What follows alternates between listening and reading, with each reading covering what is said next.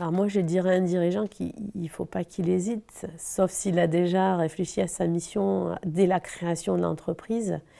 Moi, je pense que c'est une façon pour lui de se donner un cap, et notamment une entreprise qui va grandir assez vite. Si elle a un cap, ce sera d'autant plus facile d'y amener ses salariés, de recruter avec facilité, parce que ça donne une vision de l'entreprise qu'on intègre.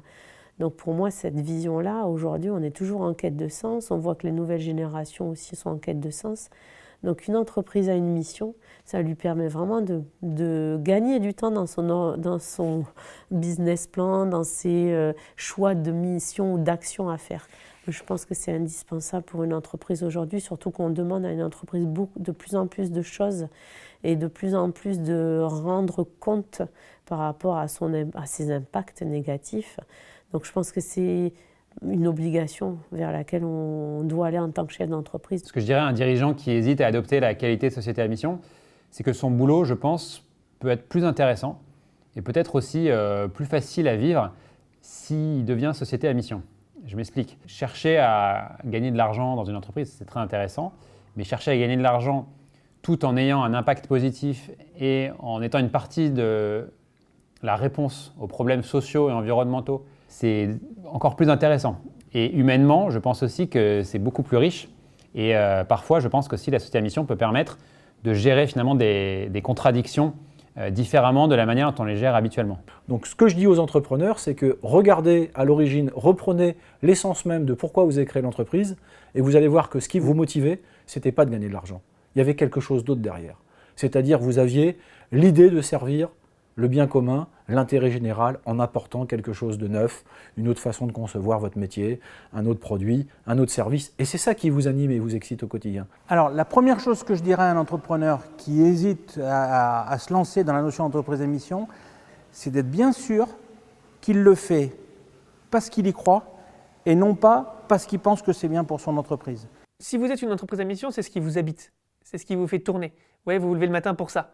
Normalement, intrinsèquement dans votre entreprise, on la ressent la mission. Ça correspond à des vraies démarches d'entreprise qui protègent les savoir-faire. Je dirais un peu ce que je vous ai dit à vous, c'est-à-dire le dispositif d'entreprise à mission est super structurant. C'est inéluctable, quoi. On va tous devoir aller là-dedans d'une façon ou d'une autre. L'entreprise à mission, c'est une façon simple, aujourd'hui disponible, de commencer à se mettre là-dedans justement et de commencer à entamer ce chemin.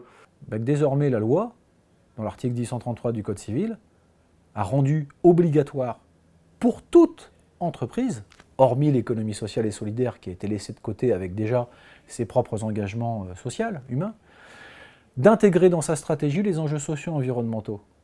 Si l'entreprise veut respecter ces enjeux stratégiques, il n'y a qu'un seul outil, c'est celui de la société à mission. Il n'y en a pas d'autre.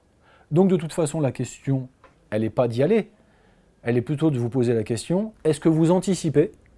Est-ce que vous prenez de l'avance? C'est-à-dire, est-ce que vous vous mettez en position réellement de dirigeant en anticipant les modifications de demain, ou est-ce que c'est la loi qui vous rattrapera et au lieu d'être en anticipation, vous serez acculé, vous serez dos au mur et vous devrez vous adapter?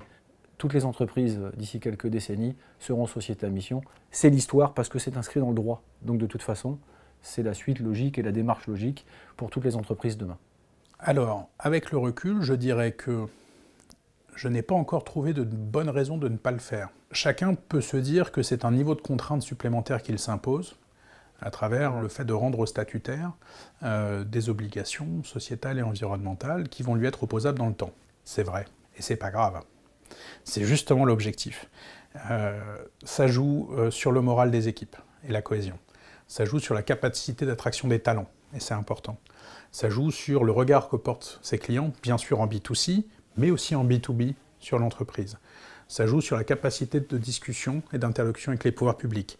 Ça joue sur la capacité de financement. Ça joue sur la pérennité du modèle et le fait de penser l'entreprise au-delà de soi-même. Pour toutes ces bonnes raisons, la qualité de société à mission est un atout. C'est pas un handicap.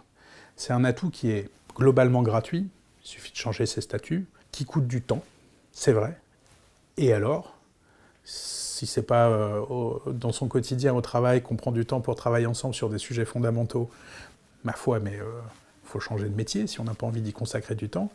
Et troisième élément, c'est une façon de crier au monde, de crier à ses équipes, de dire autour de soi que le dirigeant de l'entreprise, l'équipe en place de direction, croit au fait que l'entreprise a un rôle à jouer dans la vie de la cité.